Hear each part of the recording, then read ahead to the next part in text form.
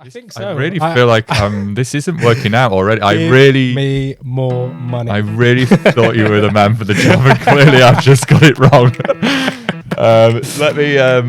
Let me kind of go. Fine, 4 people. Let's let me go through a few things. So let's say you're gonna tell me my job spec. No, I'm not going to tell you job spec. I'm going to start defining the conditions. So let's say some of these.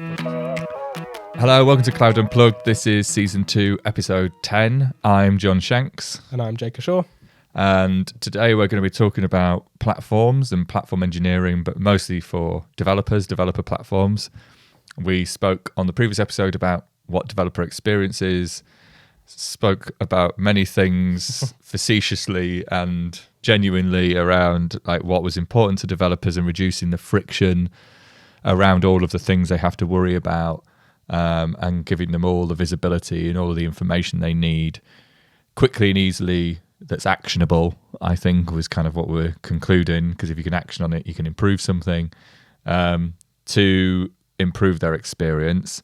But in this one, when we're talking about platforms, we can talk about the stages of platforms, as in the build out, so like design, I guess, then build and then operate. Which is all the which is like commonly referred to as day 0, day 1, day 2, kind of problems of building platforms, I guess. Yeah. Well, not problems, as in just the process. Exactly. Yeah. Sorry. States of building. Yeah, the phases. Yeah, I guess. Yeah. Which is the view that it all happens in essentially 3 days. 2 days, because there isn't the day 0 is not even a day. Yeah, not a day. Just like 0 time, 0 day. Yeah. Done. You go back in time. You've planned it. Yeah. In like 0 days. It's all been subconscious the entire time, and then you just go straight to day 1, Big day bang. 2. Yeah. Plan in action. So when we're talking about like design and implementation phase of a platform and gathering the requirements about what you're going to build, and then day 1 will be obviously then the building and implementation phase, and then obviously testing what you're building and everything else, that it actually works the way you'd expect. And then day 2 would be actually consumption of the thing, because it's prime time, and then people should be... Prime time. It's a prime time platform. It's Amazon Prime that you're actually building. So we're talking about building Amazon Prime. Yeah, prime time. I mean, we can talk about building Amazon Prime, but good dev experience on that, I don't know. But yeah, prime time platforms, PTPs as we like to call them. And then I guess the biggest challenges that we see are more on the day 2, let's be honest. I think there's quite a lot of tooling and loads of reusable configuration and bits and bobs out there where you can tend to be able to get something and create something reasonably easy, whether you can measure that against the design, because you haven't designed anything in day 0. Not sure if people are thinking about day 0 as much, or whether they're just going straight to day 1 and 2. But what do you think? Well, it feels like kind of like you said, planning is just an activity that happens a little bit disconnected from. It's always, when you're talking about the success of something, you're not always talking about the success of the planning. You're talking about the success of the implementation or the architecture, which is part of the design and architecture phase. So maybe there is a link. But generally, I guess the problems that we see in the industry is that the time and effort hasn't gone into, and the knowledge just isn't there about what it takes to operate a platform that is responsible for developer experience and hosting services in cloud, right? Like you kind of summarized, planning, there's lots of information out there about platforms that other people have built that might you might factor into your design. Day 1, there's again loads of open source projects or things even in the cloud that exist that will help you execute on parts of your design quite quickly. But day 2 is where most of the issues and the kind of ambiguity lies, because no one really knows how to operate something and how the operations of that technology meets the rest of the business and the business's needs for stability, security, efficiency, etc. Okay, so say where a company, whatever we want to call like this new company, it's going to be like a fictitious company. Okay, so cool. I'm not sat here with a company hoodie. Yeah. So we are a fictitious company in this situation. Call it whatever. Call it like, I don't know, BTP, because that's just what it says an acronym. There is, say, 8 development teams made up of, say, 5 to 6 engineers, software developers. Mm-hmm. They are writing obviously different functionality, maybe some slight different products, some pieces of the product overall. You're there as a central platform team. Just me on my own, or? Say you have a team of how many teams? I've already forgotten how many teams I said. 8 people. It was 8 teams, teams, wasn't it? 8 teams of 5 to 6 people. Yeah. Okay. So say you have 4 engineers in your team with you, which is kind of pretty large, to be fair. Yeah. I mean, so I guess one thing that you're already sort of building out is that you've now implied that there is a kind of platform or of course. Yeah, no, there is. Yeah, because we're talking about platform developers at self-service. All right. So a platform team that is building a platform for these developers. Yeah. And the ratio or the numbers that you've just described, do you want to do the math on it? Shall I do the math? So 40 to 46 people. Yeah. Yeah. And then the number of DevOps or platform engineers you said is 4. Including yourself in that. So I guess it's 3 and then 1 for you, yeah. As in, like, do I not count as as in it's 4 in total of that platform team, cool. including like you leading that team. All right. Yeah.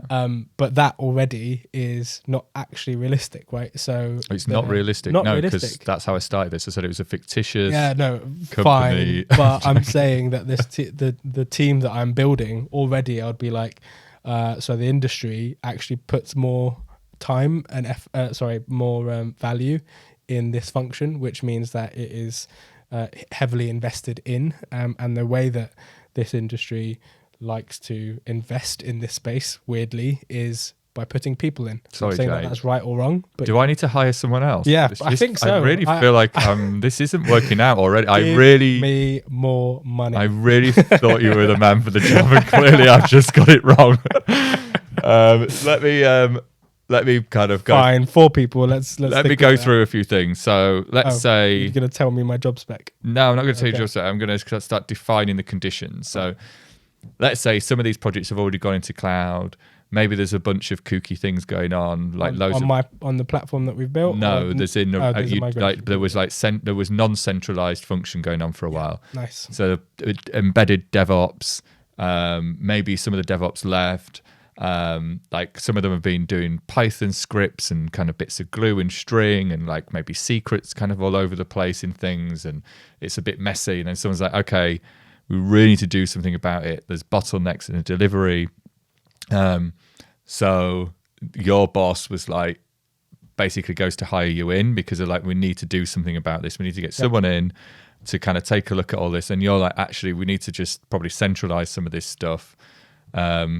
Because it hasn't worked very well and there's too much inconsistency. It's all been done differently and the risk is really high and you don't really have any oversight, and we need a bit more of a delivery framework in the business to get consistency. So you pitch platform engineering. Like, platform engineering means we have central engineering going on to improve the developer experience in one place. Overall, and you do a pitch and they're like, yeah, sold. Great idea. And then you then hire 3 more people kind of to help you on defining it. That's where we're at now. That's where we're at. So, okay, cool. So thanks for that. That's all right. Still stuck with 3 people in this. You didn't get a choice in it, but I just thought to give you some expectation and context of the fact that people are already doing things. Okay. And like apps might be live in some of this as well. Apps are live. Some apps are live. Some apps maybe not. Yeah. Cool. All right. So there's this central team. Now there isn't a platform that exists. There's no design that's done. So I guess we're starting from day 0. And I guess if you're looking for consistency across all of the teams and security, 'cause and security, people are worried about the security. That's why your boss hired you in, because they're like, and are you just in one cloud provider, many cloud providers? you're just in one cloud provider. That's easy. Yeah. Super Oh, is easy. it? Okay. No, cool. super easy, right? Yeah. So So next week. So day 0 is actually when you start delivering value. If you're just in, no, I'm joking. Of course, using cloud is difficult. There's like, let's say AWS now has 200 odd services. So you're not expecting, or more than 200 odd services. So you're not expecting all of those teams to be able to be experts in all, that cloud provider completely. So you have to start thinking about standardizing on technology, and making choices, not necessarily on behalf of the teams, but feeding in their requirements that allow you to centralize on that choice. So what are the requirements you'd be looking for? So this is day 0. So you've got all these different teams. Yeah. I've given you a bit of a rundown of audit of the fact that like things are all kind of manually automated. So there's like basically Manually automated. Yeah, as in like they spend more time fixing up the automation than they probably do the automation working. Yeah. So kind of devaluing the construct of even automation at this point. Like it probably would have been faster to have done it manually in the end. And they've kind of got themselves in a bit of a hole where like somebody's already done a load of stuff, so they just keep going with the things that were already there and just keep hacking away. And like maybe if I add this project in, and maybe if I add this other environment in, and like even that kind of stuff that kind of goes on, and a bit of Bash, bit of Python going on, and some CI jobs running, and maybe we kind of throw in something else like Argo CD in there, and then it's now it's like this bit of Argo, it's Kubernetes there. Someone's got a couple of clusters. Argo CD, no real oversight anymore because it's obviously per cluster. It's kind of separate to the CI job, so it's kind of a bit disconnected. So now you kind of like, basically you've got to go and now work out what's going on. Where do you begin? As in like, what would you look for in your day 0 requirements? I guess part of that is going and speaking to the teams, right, to understand what it is that they're doing, why they're doing those things. What would you be asking? What the business is. Hey Jay, it's really nice to meet you. I hear you're new here and you're going to help fix all these problems for me. I am new. What the F have you been doing? But it would so be... there used to be this other guy that used to work here called Jay Keshur. And I don't know, he just did all this stuff before historically.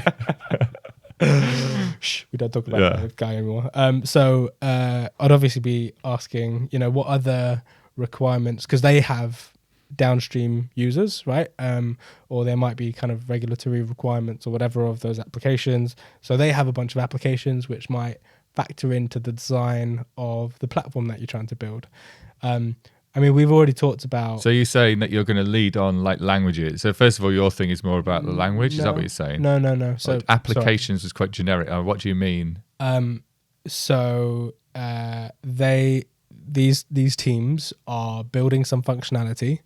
They're either building functionality in separate kind of business services or applications, and those applications have users in some sort of industry. Let's say, for argument's sake, it's financial industry, right? In the finance industry, there is a bunch of regulation that means that... This isn't finance. Oh, okay, cool. It's PTP. Yeah, it's just some new... right. Just like... It's a retail, say it's retail, yeah. So there's no regulation. Cool. Retail... I mean, there is regulation even in retail, but... Yeah, but not in the financial... It's not a financial institution regulation. Okay, yeah. So maybe some of those requirements are business driven. So if let's say it's an e-commerce website, that's probably the easiest. It's a shop. It's an online shop. I mean, it's not. I mean, we can go with it, but I mean, it isn't. All right, fine. So it's just some unknown function. You can't keep changing what they say. It's basically it's a retail company, and part of that retail has logistics services. It's got payment services. It's got different products elements of there, from like selling technology products. It can sell clothes products. So it all comes under one. Right. It does, but also there's logistics back end stuff as well that you've got to factor in. Okay. Yeah. So I'm right. Fine. No, they have stores as well. It's not all e-commerce. Yeah. No, they've got shops. Okay, it's fine. Like they've actually have real lots of different functionality. Lots of different things. Yeah. Cool. I mean, I shop at PTP. It's right.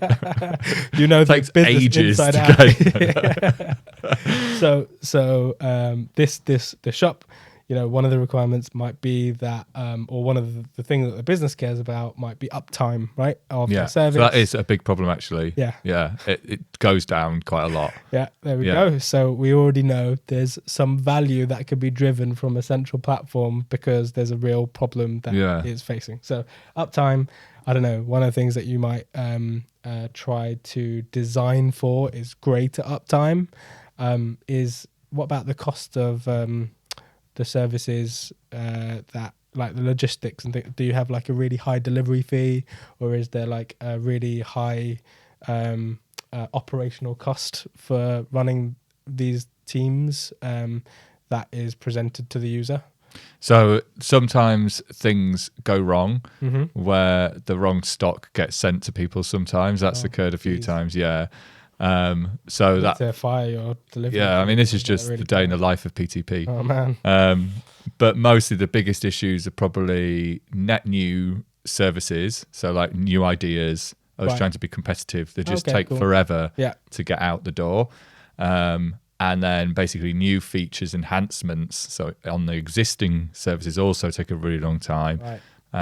And then the back end stuff is quite problematic, and also the uptime is quite problematic. Like things go down, it takes a long time to recover. So the mean time to recover is really quite long-winded. Okay. And people don't really know where to look for things or where the logs are properly, and it could take them ages. What about, say, performance of the sites? Performance actually isn't too bad That's not too bad. overall, Nice. but just reliability. Reliability. Yeah. So it kind of just can go down and then take us ages to fix something. And does it go down for like security reasons, or is it other reasons? Well, just sometimes if we're like doing any upgrades, things will go down. If we're patching to a new version of the software, sometimes we've had issues there. And then resolving those issues can take time, and the rollbacks can take time if we need to roll back. Wow, sounds like you have a really hard problem to fix. Glad you hired me to fix it, because I just really know it. Yeah.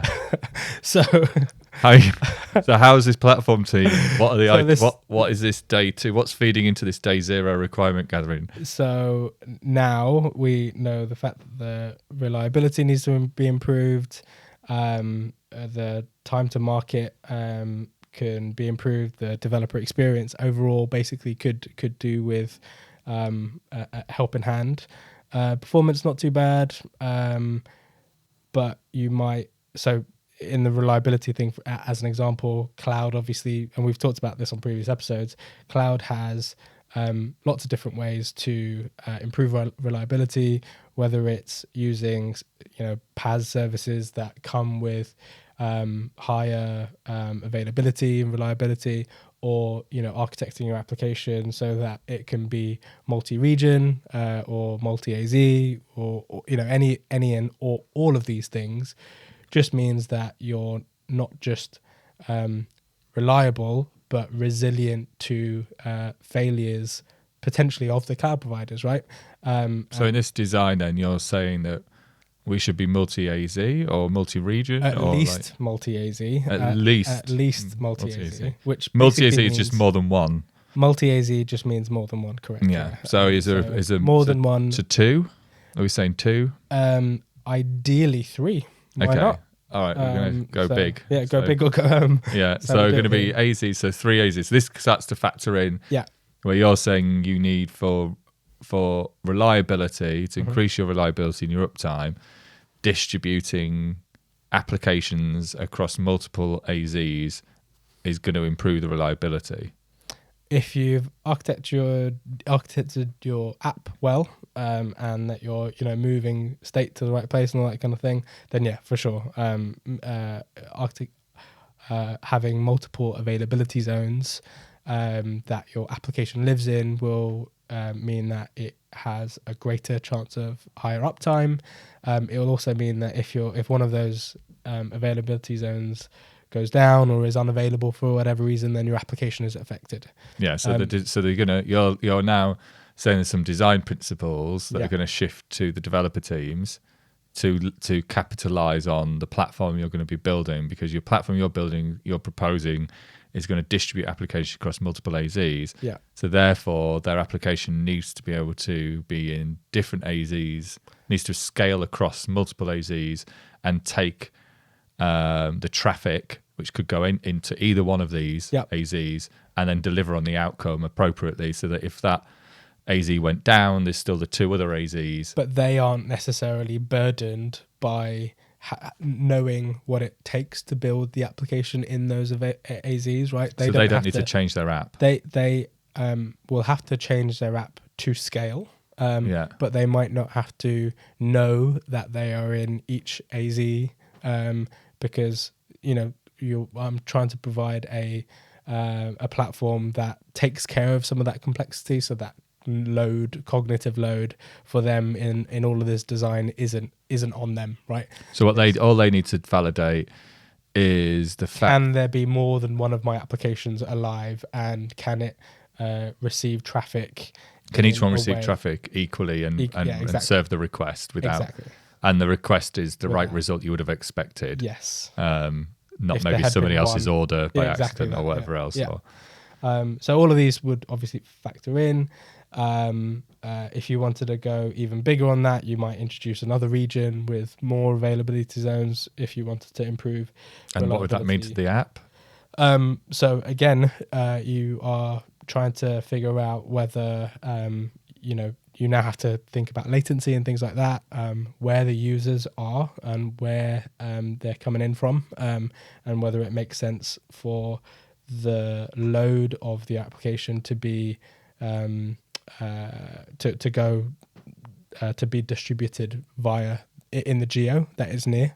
So let's say if you had a bunch of users in US, then you might have a region that's in the US. If you had it if most of your users were in London, then it probably makes sense to do it there. However, if it's global and latency was such an important factor, then you'd probably have both and load balance the requests coming in so that they are specific to the regions that they're in. Funnily enough, in this example, like Amazon is a global service. All of that is just all of the traffic is actually handled in one region. Did you know that? All the traffic is handled in one region. Yeah, so the whole of the Amazon website. Oh, right. Oh, I see what you mean. Like, so you're not talking about as in there's only one. Not to say, well, not that's Amazon Web not, Services, not Amazon Web not Services. True. So Amazon, as a e-commerce site, all of the traffic for that is handled in one region. In one region. That's pretty cool, isn't it? Yeah. Which is unbelievable scale. I'm assuming. Anyway, tangent. So those things would be an issue. The type of choice, the technology choices that this platform can handle.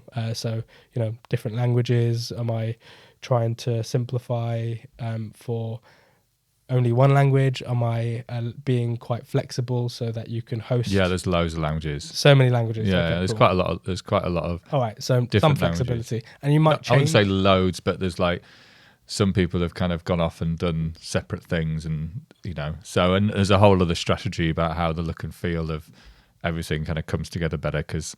It sounds like you've really made a bit of a mess with this PTP business. Yeah, PTP manages this business really. Yeah, I know it's pretty poor, but anyway, this is what's happened. So, but they've got back end orders, obviously front end stuff. I mean, you can use. So there's state and data as well. Yeah, there's state because obviously orders have to go through, credit card details have to go through. There needs to be payments done. Obviously, then tracking your order.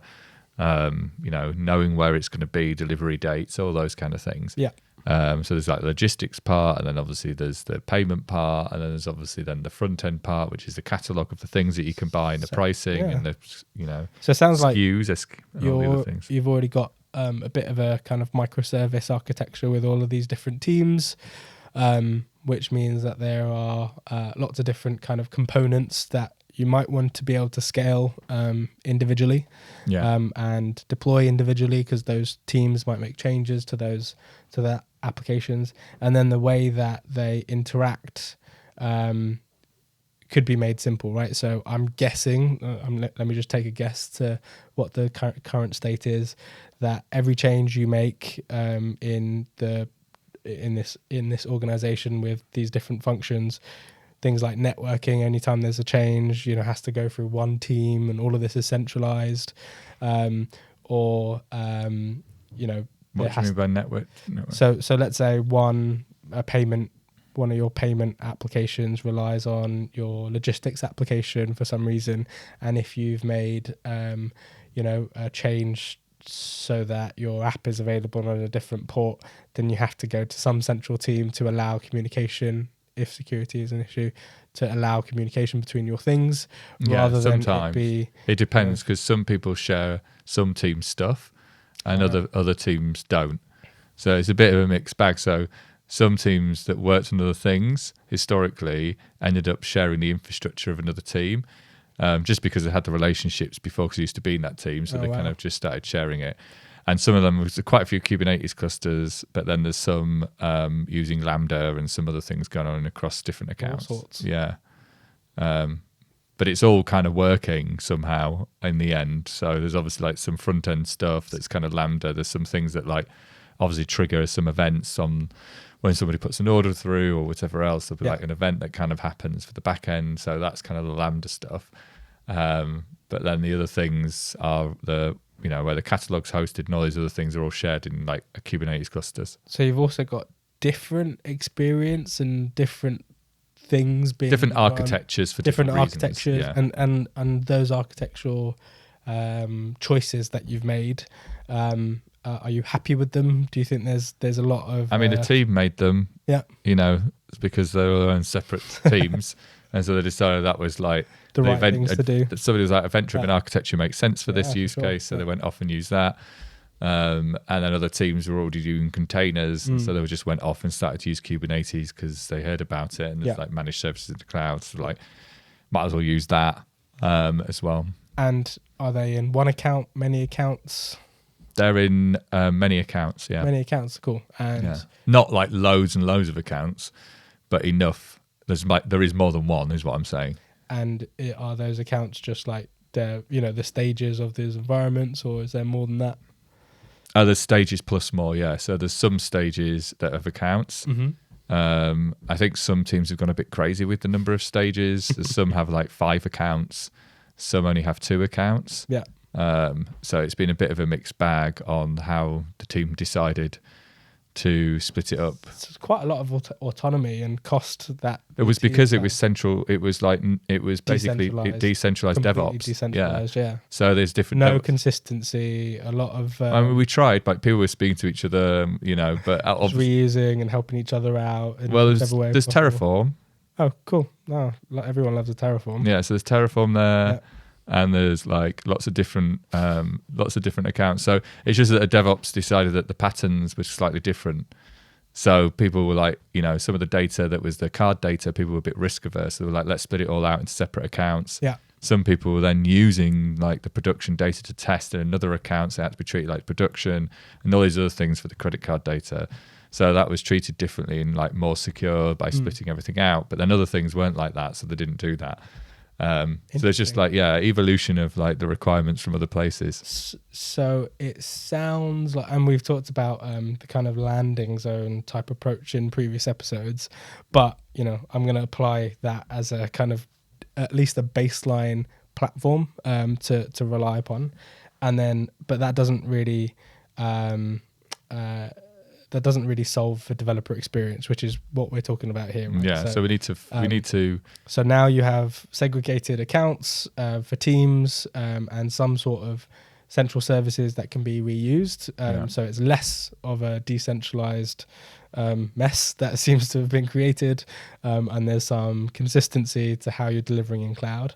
And then the next thing, I guess, to solve for is how all of those technology choices that have been made for right reason, wrong reason, whatever, can either be standardized, the operational overhead can be sort of maintained, the ongoing operability for all of these things, so day 2 operations can be kind of prioritized and solved for as well. So day 2 operations. So at the moment, I don't think because I do know that one of the clusters went offline. Because you upgraded it? No, it was like basically, I think one of the cloud vendors, we just didn't upgrade it for so long. It was on such an old version that I think got terminated because we were warned to upgrade, but no one knew how to upgrade them. So, and we couldn't really work out how to do it. So I don't think the team did it. But then we did manage to obviously sort it out. Yeah. And then kind of move over. So that was fine. And we got support from the cloud vendor on that at the time. Yeah. Bet that was expensive. Yeah, it was very expensive. But then we're now just looking just to start again. So the aim is like we need to start a bit of fresh. Yeah. We know it's a mess in many different places. So there's no point trying to work out some consistency in all of this. Yeah, because right. That would take longer than maybe just rethinking what we need to do. So you're saying put a landing zone in first, which is what the cloud best practice is, which is exactly to support multi-team and multi-account or multi-project, whatever you want to call it, depending on the cloud provider. Yeah. So that each team is going to get their own account. But then the platform team then is going to do what? Do we all have a Kubernetes each as a team? Or good question. Yeah, I guess it kind of depends on the architecture or the things that are the assets that are important. So there's quite a lot of important assets.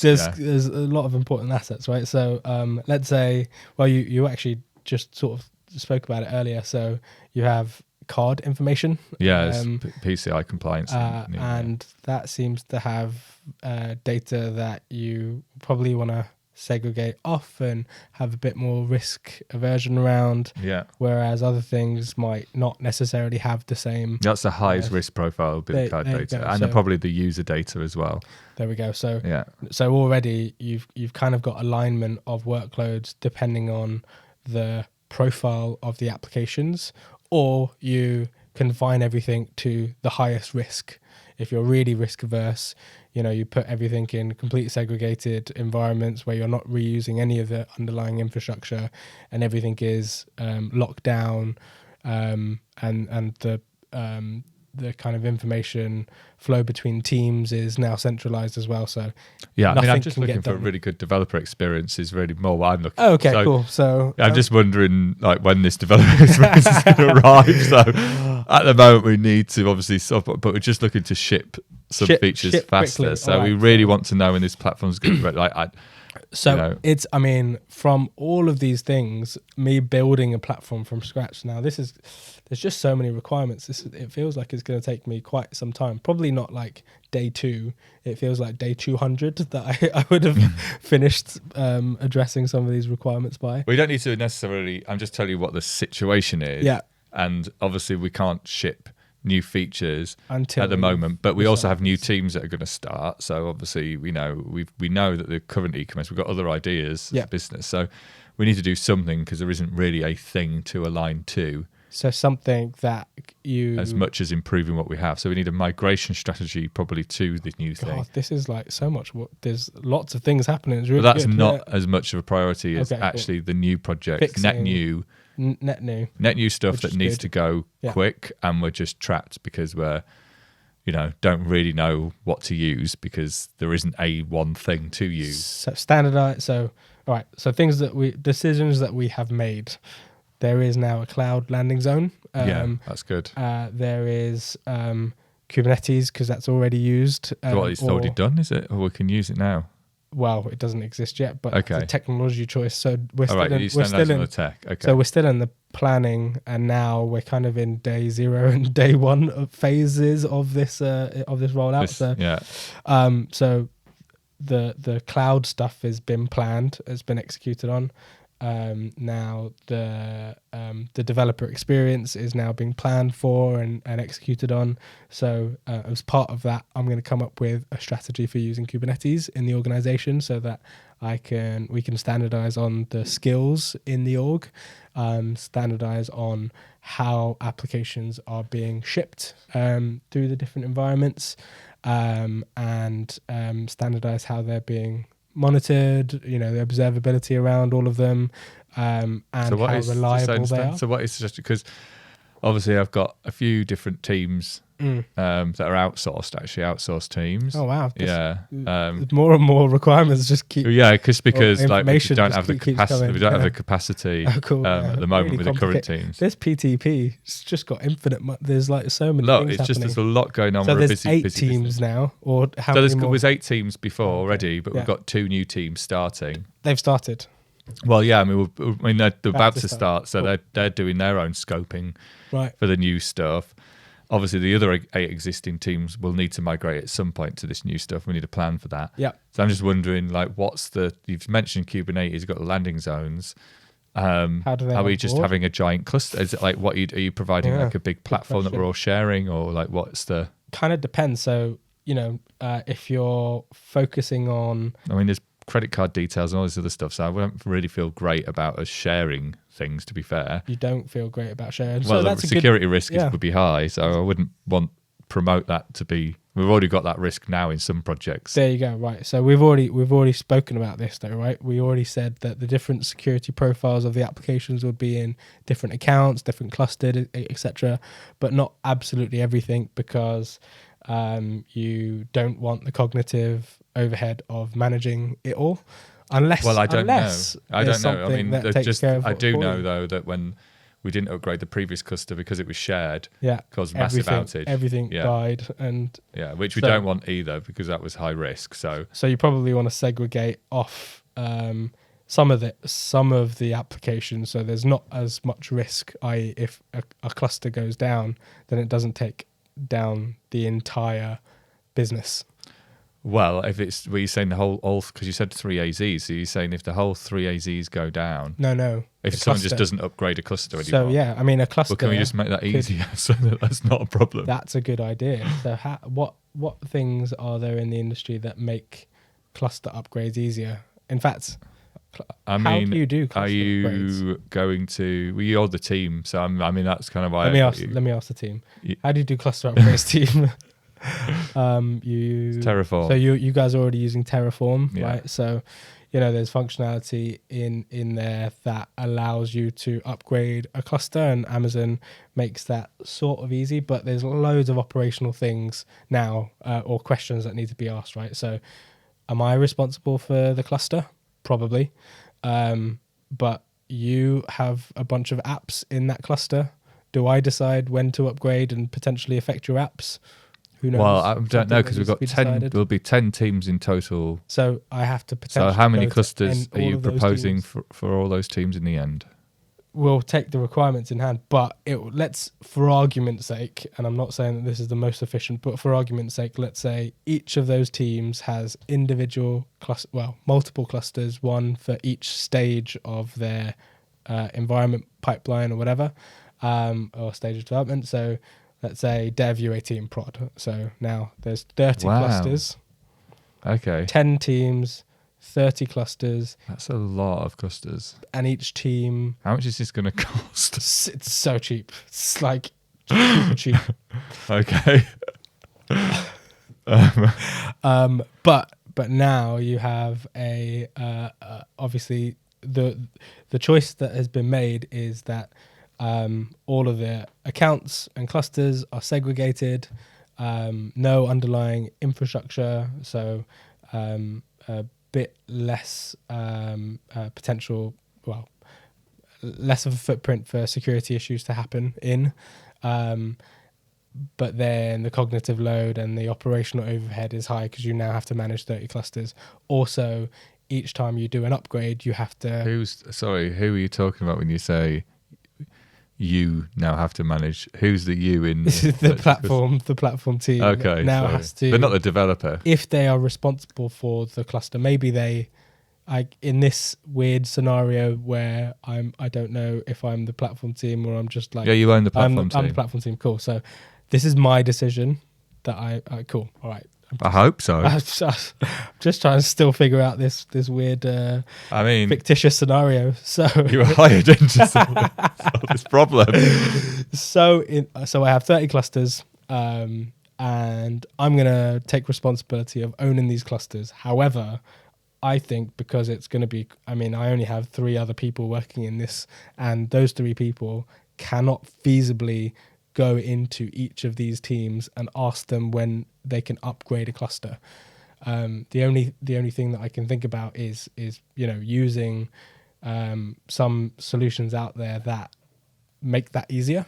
So it moves the operations into the team, and the team can then decide. So basically, creating commodity. But they won't know choices. Terraform. The team They won't don't know need to know Terraform. So they, they could use products out there that make upgrades of clusters as simple as clicking a button that just says, do you want to, this upgrade is available. Do you want to hit? Okay, so you're saying accept? Cool. You're not going to. You're saying you don't need to scale the team.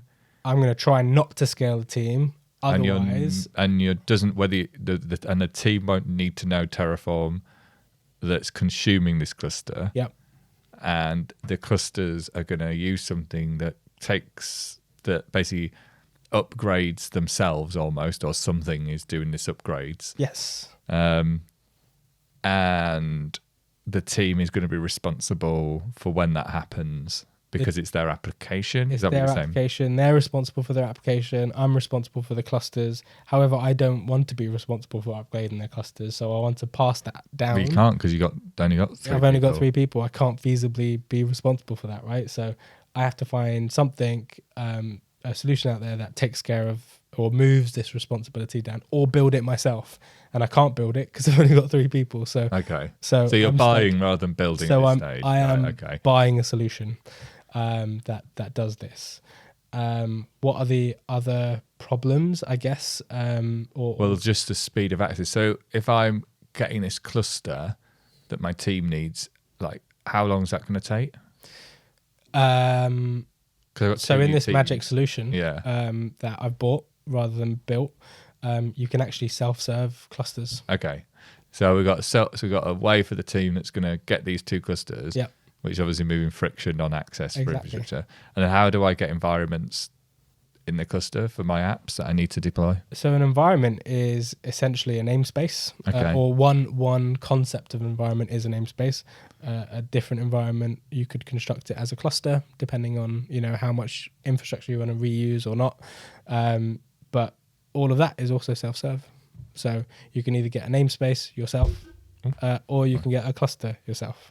Right. But all of that is, so I'm, as a platform team, I'm just. So you're trusting the developer to create their own environments with knowing that the guardrails are in the right places. I'm only allowing the developers to do the things that I have trust in this tool. Can I delete the environments?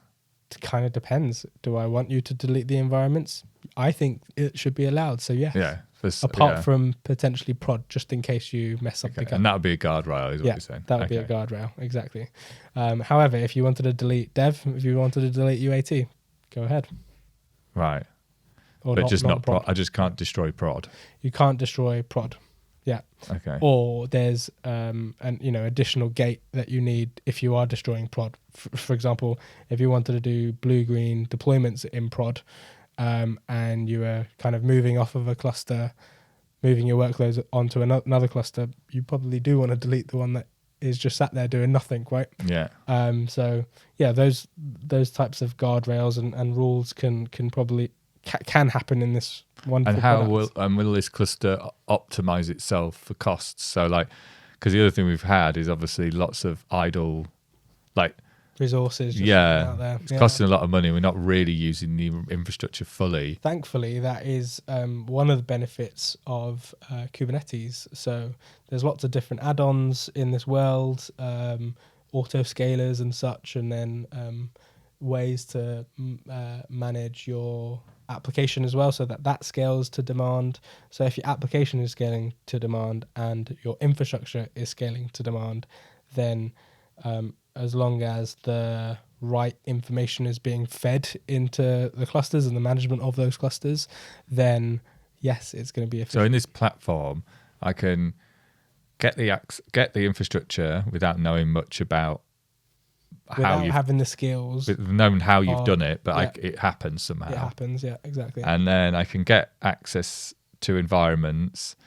And then this infrastructure, when I start deploying my apps, will scale up and down accordingly to kind of save money. So if I and you can also get cloud resources. So let's say your application needed an SQS because you were talking about. It just knows I need one. Yeah, well, It doesn't know you need one. How does You it need know? to tell it. Oh, right.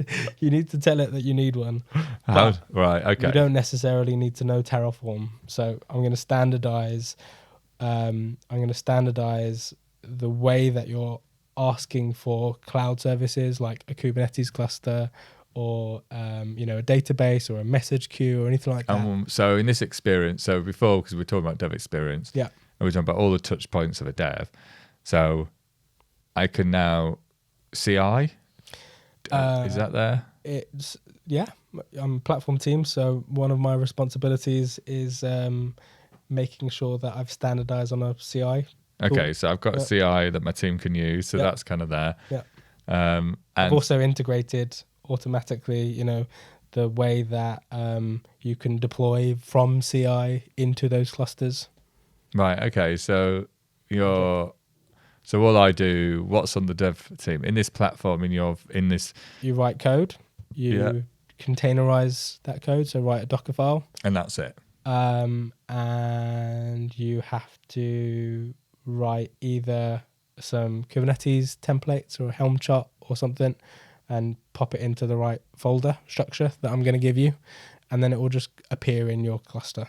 Okay, so when I'm engineering, I'll just be testing for dev experience. I'm testing locally, then I push to CI, and then these deployment files. How do I know they're going to work, these deployment files? So it gets deployed and tested all within the CI pipeline. So you have linting that happens on the Kubernetes manifests inside the pipeline. You also have an automatic deployment into a ephemeral cluster that goes away to make sure that the app can come up, and there's tests within that. So you're being really efficient about when you're deploying to long-lived infrastructure.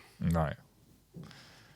Cool Platform, isn't it? So I don't have to learn. So I have to learn Kubernetes. So that could take me a bit of time as a dev. But some of the dev teams know it already. There's quite a lot of good Kubernetes learning products out there, or solutions out there that help you learn. So how long would you say these two new teams, if they had the code ready, how long would it take for them to get dev and access to dev and things like that? And also, what about solutions for like troubleshooting, like if dev didn't work? Or they I'm assuming they're onboarded into the organization, so they have like an identity. And they'll be in the central identity. If they have a central identity, then they can have access pretty much straight away. Okay, so long as they're in the IDP, then they'll get access, and that's going to be the onboarding process. And then from that point on, they can basically, is there training? Probably. Yeah. So just to standardize for developer experience, you want everyone to have the same, baseline knowledge of experience, etc. So we're going to provide you some training, some best practices, and some of that material already exists online. But there's three of us, and now that all of this stuff has been taken care of for the most part, I could spend the time working with developers to train them on the things specific to the company. And you're saying that this PTP platform is super easy to engineer now. Yeah, so you're saying this platform will be highly available. Yep. It's going to upgrade itself. Secure. Or something's going to do the upgrade. Operate itself. Yep. I just need to inform when there is an upgrade. And will my app go down if it's upgrading itself? Depends how you if your application is meeting the requirements and the standards that we put in, and also it has to, because we put the right checks and balances and guardrails in those clusters so that you couldn't deploy unless you were multi-AZ or have multiple replicas or multiple instances of your app running. Then you'll have no downtime.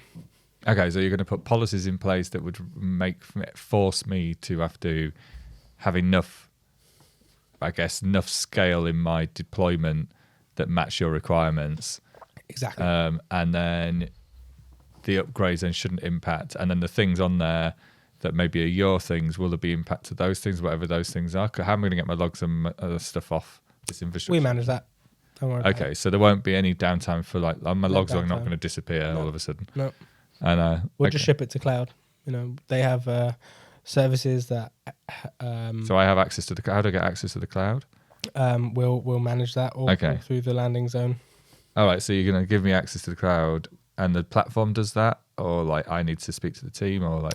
Just as part of your onboarding, you get it automatically. Cool. So I'll know as part of the onboarding, the train, I'm going to know where my logs are going to be, where my monitoring is going to be. Monitoring, logging, how to get access, how to deploy there'll be templates that you can reuse. It will even give you the ability to scan your code so that any vulnerabilities or anything that you find, you can take care of early rather than taking care of when they're in production. Cool. So basically, these two projects should be able to go live quickly, and then the day 2 challenges you're saying is gonna be like a self-healing, self-upgrading, kind of self-scaling thing that takes the day 2 burdens away. Yeah. And then you're gonna, for my application day 2, like troubleshooting, managing, operating, knowing about performance, you're gonna provide me with all the tooling for that, so that I know what to do in my app. So, exactly. Cool. Pretty good, eh? That is pretty good. Awesome. I mean, so that's basically what we need. I made do with 4 people in the team, because I didn't build it. Obviously. Yeah, you will. Yeah, you didn't have the people to build it. To be fair, couldn't build it. Yeah, cool. That's awesome. So, I guess now do I get a pay rise. I mean, TPT took so long that we actually went under. But no, that's good. That was good to see. What could be a day in the life of a company to take them from kind of craziness to something standardized exactly for the new things, and then we can align to it. And it shouldn't really take that long to do, really, if you've Well, I suppose if you're not having to engineer it all from scratch, then yes, exactly. As long as the things are out there for you to use and ready to go, and that the people know how to train people up on those things, then sounds good. Cool. All right. So they were the day 0, 1, and 2 process of you have to go through before you like work out how you're going to solve day 2, how you're going to solve day 1, how you're going to think about day 0, how you factor in developer experience. And some of that day 1 wasn't even building. It was also thinking about like research to see whether there's something out there already. Yeah, true. Exactly. And because you don't have to build absolutely everything, right? Day 1, even though it's kind of focused on building, doesn't mean you have to. Yeah. Cool. So there you go. Interesting. All right. Well, I think I grilled you enough there. Thanks. Jay. Yeah. Just getting pretty hot got under the collar there. Cool. Thanks everyone for listening, and we'll be back with another episode soon. Thanks again. Bye. Bye.